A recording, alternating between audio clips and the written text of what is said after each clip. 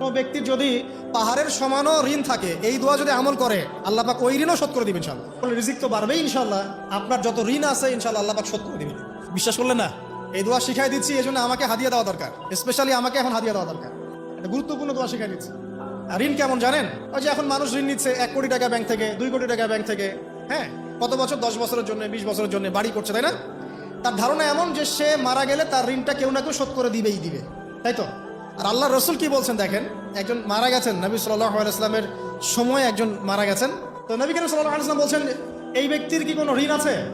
একজন সাহাবী বলেন, হ্যাঁ ইয়া রাসূলুল্লাহ, তো ঋণ আছে। নবীজি বললেন, তোমরা ওর জানাজা পড়ো, আমাকে ডেকো না, তোমরা ওর জানাজা পড়ে নাও, আমি জানাজা পড়তে চাচ্ছি না। আমি এখন কেমন করে আপনাকে বুঝাবো ঋণ কত ভয়ঙ্কর জিনিস? আপনি যে ব্যাংক থেকে 3-4 কোটি টাকার লোন নিয়ে রাখছেন, লাখ লাখ টাকা লোন নিয়ে বসে আছেন, দিব্যি সুখে বসে আছেন, এমন চিন্তায় যে আপনার মৌত হবে না। আর নবী সাল্লাল্লাহু আলাইহি ওয়াসাল্লাম সময়ে একজন মারা যাচ্ছেন, তিনি বলছেন তোমরা জানাজা পড়ে নাও, আমি জানাজা পড়তে চাচ্ছি না। মানে ঋণগ্রস্ত ব্যক্তি জানাজাও তিনি পড়তেন না। তারপরে একজন এসে বললেন, ইয়া রাসূলুল্লাহ, আমি তার ঋণ শোধ করে দিব, তার যা ঋণ আছে আমি শোধ করে দিব। তখন নবী এসে জানাজা পড়লেন সাল্লাল্লাহু আলাইহি ওয়াসাল্লাম। তো আপনার এই কোটি কোটি টাকা ঋণ শোধ করার লোক তো রেডি আছে নাকি? আছে না? সমস্যা নেই, আপনার জানাজা পড়া হবে। কারণ হুজুরকে আপনি 5,000 টাকা দিবেন, হুজুর জানাজা পড়াই দিবেন, কোনো সমস্যা নেই। তারপরে আপনার মিলাদও হবে, আপনার একটা বড়সড় দোয়াও হবে ইনশাআল্লাহ। কিন্তু আল্লাহ পাক বলেছেন, শহীদ, আল্লাহর পথে যুদ্ধ করে শহীদ হয়েছে, এই ব্যক্তির আত্মাও ঝুলে থাকে যতক্ষণ পর্যন্ত না তার ঋণটা শোধ করা হয়। এবার বলেন আমি কি বুঝাবো? কিছু বলতে হবে? এখন সেই দোয়া শেখাচ্ছি আপনাদেরকে, সেই দোয়া শিখলে আপনারা ঋণ থেকে বাঁচবেন ইনশাআল্লাহ। কত দিবেন বলেন? হ্যাঁ, এই তো, শুকরিয়া। দোয়া করবেন যেন আল্লাহ পাকের দিনটাকে আল্লাহর জমিনে প্রতিষ্ঠা করতে পারে। আমার সাথে বলেন, দোয়াটা হচ্ছে, আল্লাহুম্মা ইকফিনি বিহালালিকা আন হারামিকা ওয়া আগনিনি বিফদলিকা আম্মান সিওয়াকা।